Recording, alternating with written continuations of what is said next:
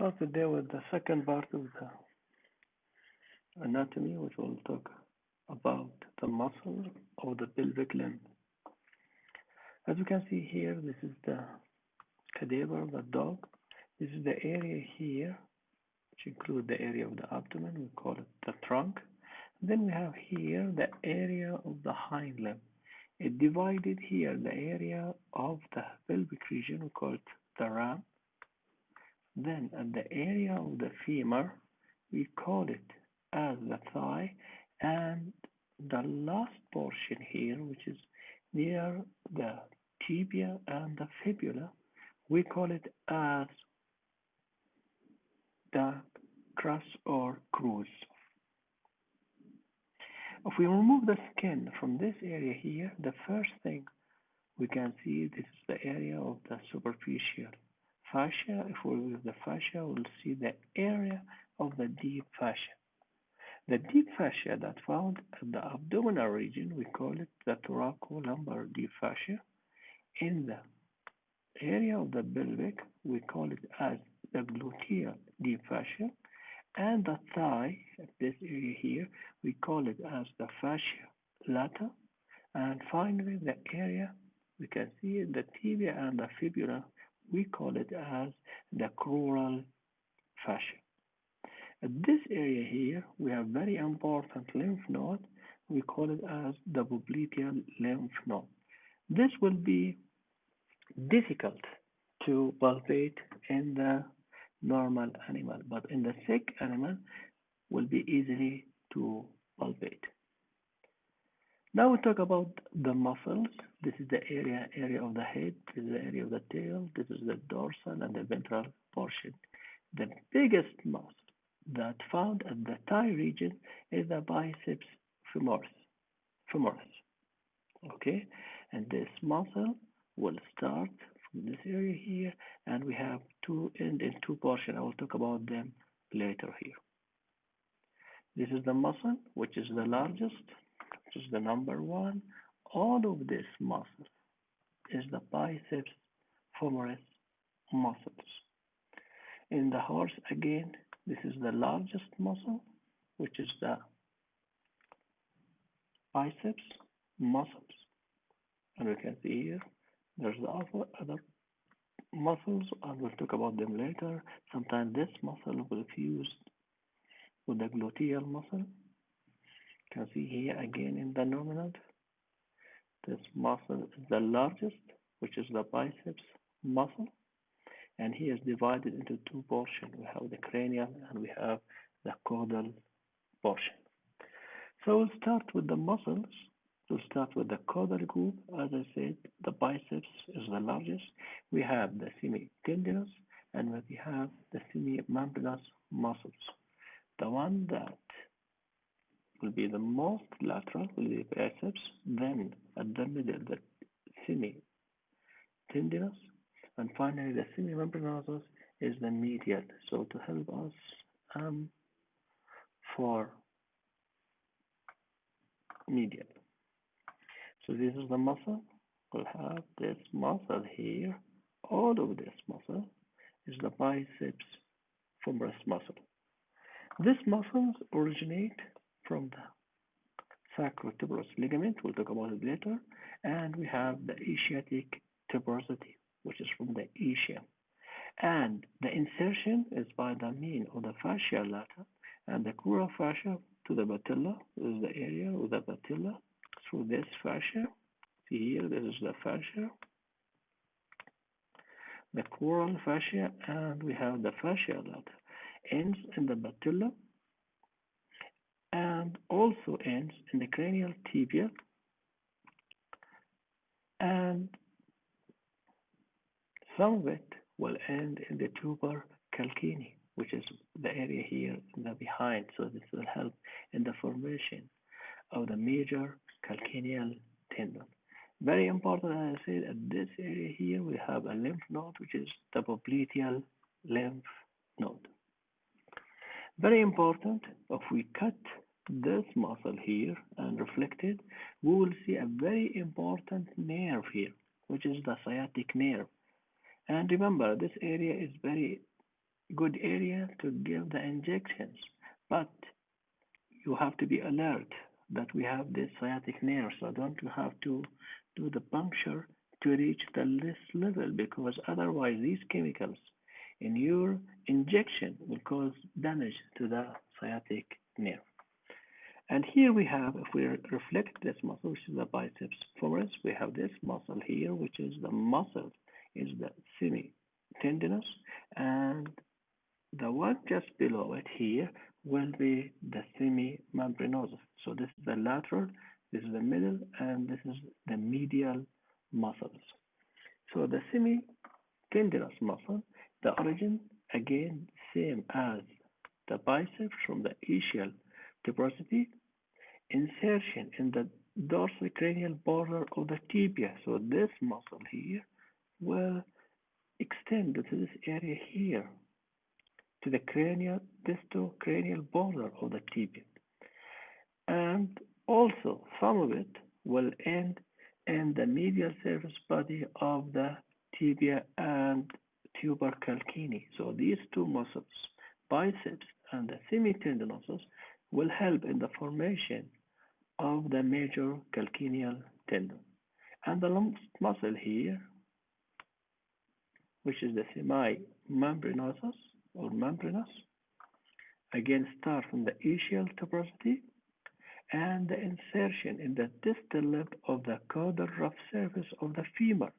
So this is very important. The semitendinosus insertion in the tibia, whereas the semimembranosus will only reach to the level of the femur and the proximal part of the tibia. So again, this is the biceps, this is the semitendinosus, and very important to reach to the level of the tibia, whereas the semimembranosus will end in the level of the medial lip at the rough surface of the femur. So this is one way to differentiate between them. If the muscle end in the tibia, this muscle is the semitendinous.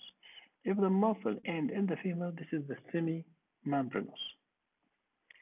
So if we go to the medial muscle of the thigh, we have two important muscles. We have this muscle here, which is the sartorius, and this sartorius muscle is divided into two groups. We have the cranial part and we have the caudal part.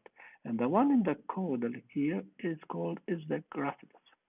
So the origin and insertion of the sartorius start from the crest of the iliac and the caudal part from the ventral iliac spine. In the insertion, they insert into the patella, the cranial portion, whereas the caudal portion, you can see here, it's cranial border of the tibia, and it's end with the gracilis muscle. So this is the gracilis muscle, and you can see these two muscles, the caudal portion of the sartorius and the gracilis, end at the same area. So this is the muscle, this is the sartorius, we have the cranial part, and we have the caudal part, and we have the gracilis. See this one here, and into the patella, whereas this one here and this one here, both of them end at this portion.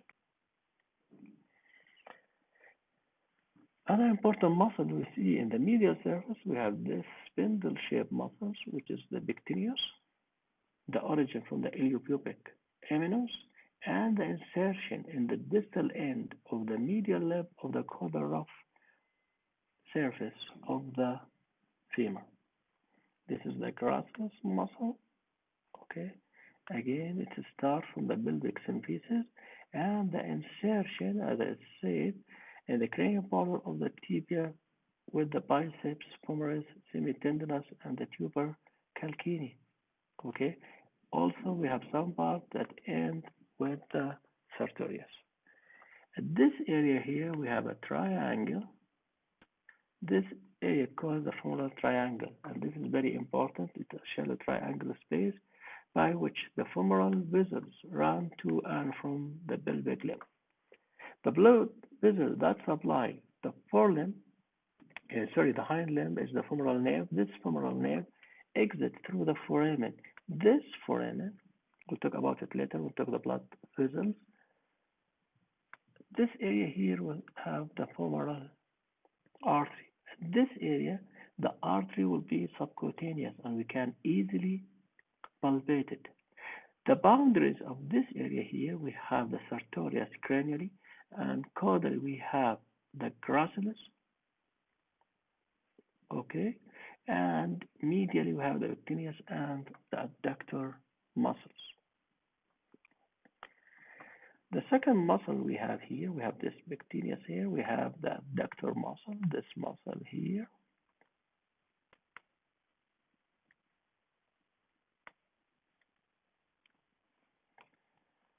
The origin from the pelvic symphysis and the insertion in the lateral lip of the caudal rough surface of the femur. Okay, so we have to learn all these muscle terms from the bone.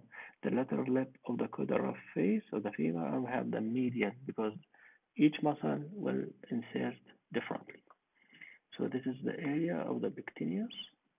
This is the area of the adductor, and here we have the muscle, which is the semimembranous, and number one we have the semitendinous muscles. The other muscles we have in the lateral surface, beside we have the biceps femoris, we have the tensor fascia lata. These are two branches just found just coded to the sartorius and the insertion through the fascia lata. Other muscle we have the superficial gluteal muscle, which is just cranial to the proximal part of the biceps femoris muscle, and just cranial to it, and more medial, we have the medial gluteal muscle. And if we reflect this muscle here, we can see the deep gluteal muscle. So this muscle here, which is this is the tail, which is the superficial gluteal, and this one here is the medial gluteal. As I said, if we reflect it, we can see the deep gluteal. And we can see number 6 here, which is the sartorius, and just cranial, we have two portions. We have the fascia lata muscles. As I said, we have the medial gluteal, just cranial to the superficial gluteal, the origin from the crust of the gluteal surface of the ilium, and the insertion in the greater trochanter. This is the deep. If we have to remove the middle to be able to see the deep gluteal muscles.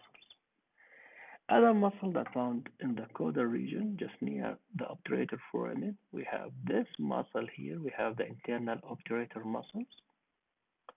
The origin from the symphysis, pelvic symphysis, and the dorsal of the ischium and the pubis. So this muscle found dorsally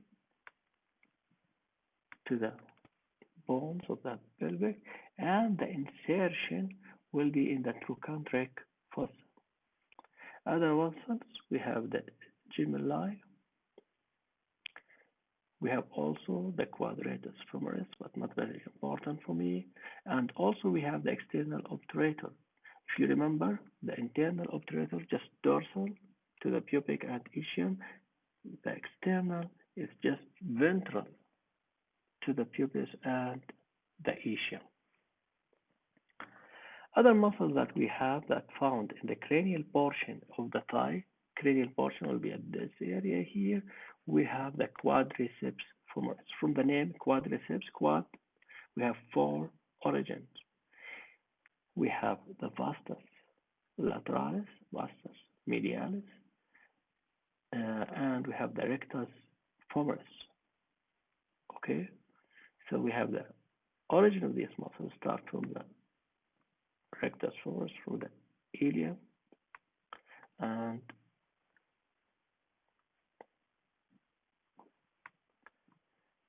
also from the proximal femur, and the insertion. These extend all of these muscles toward the tibial tuberosity. At this area here, we have the patella, and we'll talk about it later. We'll talk about the joint, and this patella extend from it the patellar ligaments, which extend almost to the cranial portion of the tibial tuberosity. For the vastus muscle, we have three muscles. We have vastus lateralis, from the name will be in the lateral surface. We have vastus medialis, found in the medial surface, and just caudal to the other muscle, which is the rectus femoris, will be the vastus intermedius. So this muscle here, see this is the cranial portion, this is the vastus lateralis, and in the medial we have the vastus medialis, and just between them as a sandwich, this will be the rectus femoris. If we reflect the muscle, if we reflect this muscle, we'll be able to see the vastus intermedius. And as I said, it's just caudal to the rectus femoris. Now we'll talk about the muscle of the leg, the area of the crus, which is the tibia and the fibula. First, we have to remove the deep fascia around this area, around this muscle, which will be called the crural deep fascia. If we remove it, we'll find a very big muscle, this area here, which we call the cranial tibial muscle. And this is the biggest muscle, and this muscle only big in the carnivores. So we'll start with the first muscle. We have the cranial tibial muscle, the origin from the extensor groove of the adjacent area of the tibia and the lateral edge of the tibial border, just for shortness from the tibial tuberosity, and the insertion, so this muscle here extend and then go to the caudal, which is the plantar surface of the metatarsal 1 and 2. The other muscle we have the long, this muscle here, and it gives branches that go to the distal phalanges. This is the long extensor from the extensor fossa of the femur and end in the extensor process of the distal phalanges of 2 and 4 and 5. Okay, this tendon is fixed in its place by this ligament. See this here, this ligament, one found in the tibia, we call it as crural extensor retinaculum, and the other one found in the tarsal, we call it the tarsal extensor retinaculum. This is very important because it keeps the tendon in its place. The other one, which is the long, this one here, and we can see the origin from the lateral condyle of the tibia and the insertion in the fourth tarsal bone. So this one will not extend below the level of the tarsal bone. In the muscle in the caudal region, we have the gastrocnemius muscle, and this muscle divided into two portions. We have the lateral head and we have the medial head. The origin, both of them from the supracondylar tuberosity of the femur. So remember, this area here is the supracondylar region of tuberosity, and the insertion, see this here, the proximal surface of the tuber calcaneus. And this tendon here, this is called the major calcaneal tendon. As I said before, the biceps femoris, the semitendinosus, the gracilis, and now the gastrocnemius muscle all help in the formation of the major calcaneal tendon. The other muscle we have the superficial digital flexor, the same as we saw in the forelimb. This muscle will be found just below the gastrocnemius. Again, part of it ends in the tuber calcaneus and extend to the level of the medial phalanges. So now we have 5 muscles that help in the formation of the major calcaneal tendon. One of them is the superficial digital flexor. The other muscle that only found in the bone directly will be the deep distal flexor. Again, this one starts from the proximal 2/3 of the tibia and the insertion of in the distal phalanges. So this one will extend more to reach to the level of the distal phalanges. Otherwise, we saw in the superficial and in the medial phalanges. So this is the muscle here. We have the cranial tibia and we have the extensor retinaculum. And here we have the tarsal retinaculum. This one call it the crural extensor retinaculum, whereas this one here is the tarsal. We can see here, this is the cranial tibial, and we can see these muscles. We can differentiate them by their tendons, where their tendons end. As I said, the cranial tibia will end in the level in the tarsal, the same as for the long muscle, whereas for the long and lateral extend more toward phalanges. At the caudal region, we have the gastrocnemius. Just below it, we have the superficial digital flexor, and number 8 here, we have the deep digital flexor. Again, this is the muscle. We have long digital extensor, this one here, cranial tibial. Number 3 will be the peroneus longus or the long fibular muscle. We have the superficial distal flexor gastrocnemius, and we have the deep, and we have here the crural extensor retinaculum, and this one here we have the tarsal extensor retinaculum. Other muscles we have in the caudal portion, we have this muscle here, the lateral to the gastrocnemius. This is the popliteus muscle. Now I'll talk about some differences that found in the animal species. In the muscles, we have in the dog, as I said, we have the cranial tibial, we have the long, and we have the lateral, we have the long fibular muscles. Okay, but if we go to the ox, for example, we can see that the cranial tibial is very small. We have the muscle here. This is the long fibular, and this one here, we call it as the third peroneal muscle. Long peroneal, and we have the third peroneal. Only the ruminant have these two muscles, the third peroneal and the long peroneal. In the dog, we have only the long peroneal. If we go to the horse, we have here the cranial tibia. Again, is the short muscles, not big as we can see it in the dogs. We have the long and we have the lateral, both of them, and in the distal phalanges. But here we have the third peroneal muscles. Okay, we don't have, as a dog, we don't have the long peroneal muscles.